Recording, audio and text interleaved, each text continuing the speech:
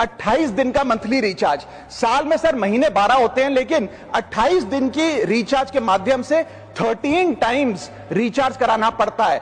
आपको फीलिंग 30 दिन की देते हैं, लेकिन आपसे डीलिंग 28 दिन की करते हैं। रिचार्ज खत्म होने के बाद आउटगोइंग कॉल बंद होना समझ आता है, लेकिन इनकमिंग कॉल बंद होना सरासर मनमानी है। भारत में 125 करोड़ मोबाइल फोन यूजर हैं, जिसमें से 90% प्रीपेड प्लान के यूजर हैं। सर, आज मैं प्रीपेड प्लान के जो मोबाइल यूजर्स हैं उनकी ओर से 2 समस्याएं उठाना चाहता हूं। सर, पहली समस्या है कि रिचार्ज खत्म होने के बाद आउटगोइंग के साथ साथ इनकमिंग कॉल का भी बंद होना। सर, जब प्रीपेड प्लान एक्सपायर होता है या मोबाइल रिचार्ज की वैलिडिटी खत्म होती है तो आपकी आवाज बंद कर दी जाती है। फोन मेरा, सिम कार्ड मेरा, नंबर मेरा। तो सर, रिचार्ज खत्म होने के बाद आउटगोइंग कॉल बंद होना समझ आता है, लेकिन इनकमिंग कॉल बंद होना सरासर मनमानी है। सर, हमारा मोबाइल नंबर आज हमारी डिजिटल पहचान बन चुका है।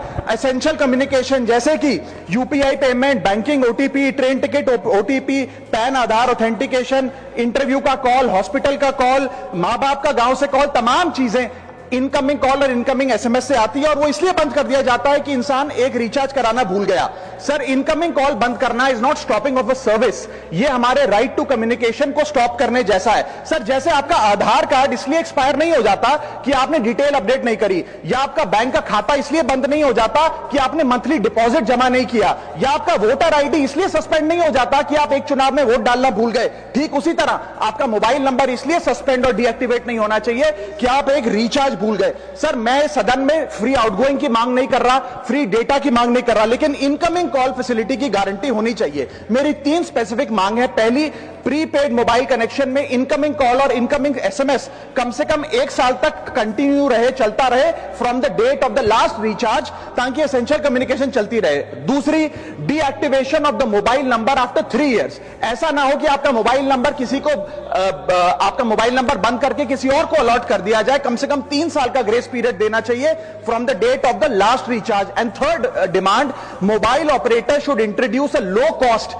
Incoming only plan. वो लोग जो सिर्फ इनकमिंग के लिए फोन रखते हैं उनके लिए, जैसे कि 10 रुपए में 180 दिन की इनकमिंग कॉल की फैसिलिटी, इस प्रकार की स्कीम्स मोबाइल ऑपरेटर को लानी चाहिए।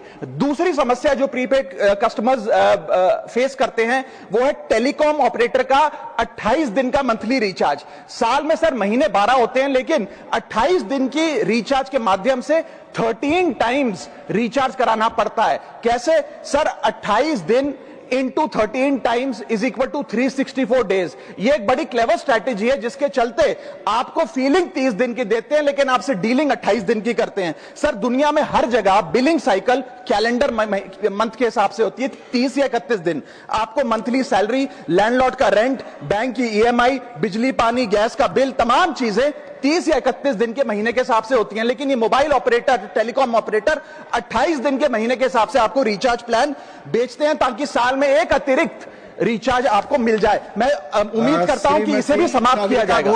प्लीज